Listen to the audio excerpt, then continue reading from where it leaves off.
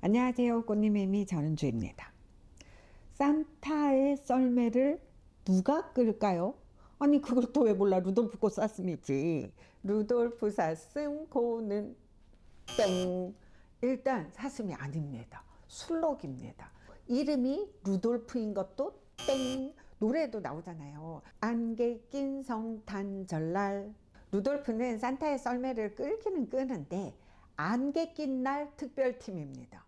평소에는 8마리 술록 썰매단이 따로 있어요. 그 술록 썰매단의 리더는 대셔이고 오늘은 그 대셔의 이야기를 해보려고 합니다. 산타의 첫 번째 술록 대셔.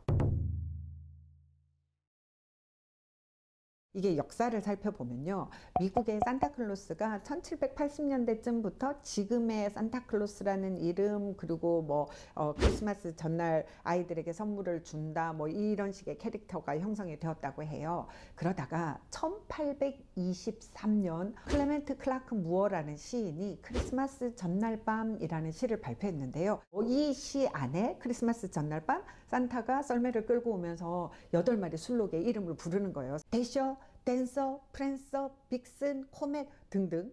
이 안에 루돌프는 없습니다. 루돌프는 그 시가 나온 이후로 한 125년쯤 지나서 1949년 몽고메리 워드 백화점이라는 곳에서 거기에 오는 아이들을 위해서 평상시에는 이렇게 그 색칠놀이를 나눠줬대요. 그런데 원래는 좀 특별한 걸 해보자 이래가지고 그림책 작가가 쓴 게 아니라 이 백화점 직원이 썼다고 합니다. 로버트 레이라는 사람이 이야기를 썼는데 이게 너무너무 인기를 끈 거죠. 나중에 노래랑 만화까지 나와서 인기를 끌면서 현재 이렇게 전 세계적으로 유명해진 거죠.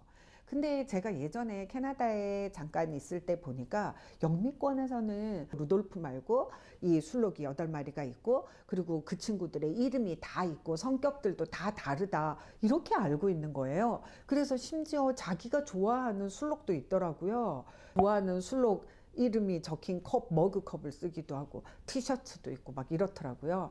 근데 이제 제가 보면서 와 저렇게 술록 8마리가 이름이 다 있으면 참 좋구나 한 때는 언제였냐면 겨울에 크리스마스 앞두고 아기들 연극할 때 학교나 단체에서 연극할 때 사슴이 이렇게 안 하고 아이들이 나오긴 나오고 대사 하나 없이 단체 출연을 하지만 다 이름이 있는 거예요.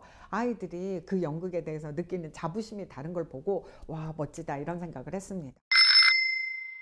2023년 크리스마스 이브 날 영국 히드로 공항에 안내가 딱 떴습니다. 산타 입국.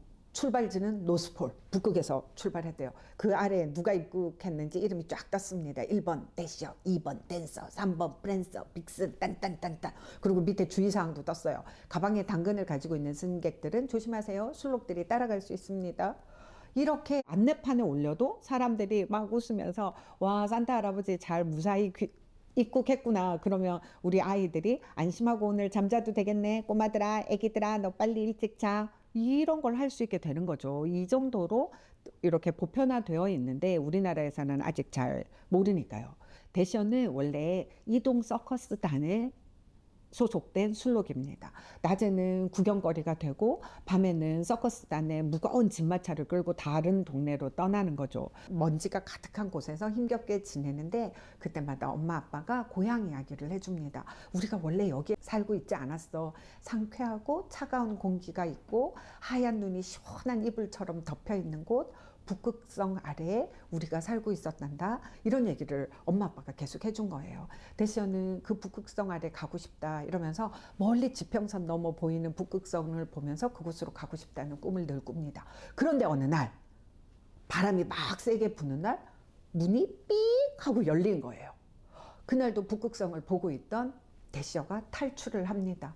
그런데 북극성 아래로 그 시원한 바람이 불고 눈이 덮여 있다는 그곳으로 아무리 가고 또 가도 북극성은 저 멀리 있습니다. 가다가 헤매죠. 갈 수나 있을지 지금이라도 다시 엄마 아빠가 있는 그 서커스단으로 돌아가야 하는 것 아닌지. 하지만 벌써 길은 잃어버렸고 나는 어디로 가야 하나 이렇게 멘탈 털린 눈으로 이렇게 멍하니 하늘을 바라보고 있는 장면 진짜 되게 마음 아픈 장면이 있거든요. 그런데 그때 숲속에서 무슨 소리가 들리는 거예요. 숲속에 봤더니 어떤 할아버지랑 말이 서 있습니다. 산타 할아버지, 제가 올해는 힘들어서 못 끌겠어요. 실버벨, 좀 쉬었다 가면 되지 않을까? 아이들이 실망할 거라는 말에 대셔는 자기에게 당근을 주던 친절한 어린이들을 생각하면서 자기도 모르게 나섭니다. 제가 도와드릴까요? 그래서 산타의 썰매를 끌게 된 거죠. 처음에는 이제 실버벨이랑 그 대셔랑 둘이 나란히 서가지고 딱 출발을 하는데, 출발하자마자 자기가 하늘을 날고 있는 거예요. 마침내 밤새도록 선물을 다 나눠주고 산타 할아버지 집으로 갑니다. 시원하고 눈이 덮인 곳, 버릇처럼 북극성이 어딨나 이렇게 살펴보는데 산타 할아버지가 그렇게 얘기하는 거예요. 대시여, 머리 위를 보렴. 멀리 보지 말고 네 머리 위에. 그토록 꿈꾸던 북극성 아래에 와 있었던 거예요. 근데 막상 여기에 와서도 대셔가 마냥 행복하지는 않습니다. 왜냐하면 가족 생각이 나는 거예요. 그래서 대셔랑 산타 할아버지가 너에게 진짜 큰 선물을 줄게 하고 이 가족을 찾아서 서커스단으로 갑니다. 그러면 이제 나머지 8마리 중에 7마리는 누구였는지 아시겠죠? 저는 이 책을 보고 처음에 좋았던 건 대셔가 여자애라는 거였어요. 대셔의 성격을 얘기할 때는 힘차고 늠름하고 재빠르고 리더거든요. 그러다 보니까 원서 같은 데서 보면 늘 히였어요. 남자였습니다. 이게 대셔가 대시한다 할 때 그 대시에 ER이 붙어서 대셔가 되거든요. 오죽하면 대셔라는 되게 유명한 택배 회사도 있어요. 그런데 이 책에서는 막내딸 쉬라는 거예요. 그래가지고 와, 작고 어린 소녀가 자기 꿈을 향해서 가는 이야기 너무 좋다 이렇게 생각을 하고는 이 책을 번역을 하고 싶다, 우리 출판사에서 내고 싶다 이러면서 자료조사를 막 하고 있는데, 그런데 아마존 독자평에 1점이 있는 거예요. 아니 세상에 5점 만점에 1점이라니? 이 이유를 봤더니 과학적으로 틀렸다는 거예요. 원래 암사슴은 뿔이 없대요. 그래서 이거 뭐야, 이거 과학적으로 말이 안 되는 건가? 이러고 나서 자료조사를 좀 더 해봤더니 암사슴은 뿔이 없는데 암술록은 뿔이 있다는 거예요. 그러면 맞네. 심지어 런던 자연사박물관 유튜브에 이런 영상이 올라와 있더라고요. 산타의 술록은 피메일이다. 모두 다 피메일이다. 여자다.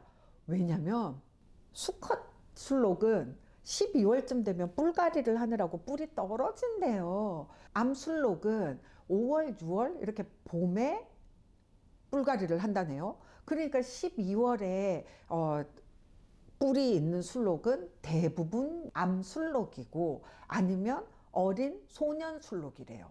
근데 이제 뭐 매년 소년 술록을 이렇게 모아다가 할 수는 없을 테니까 아마도 다 암술록일 것이다. 깜짝 놀랐잖아요.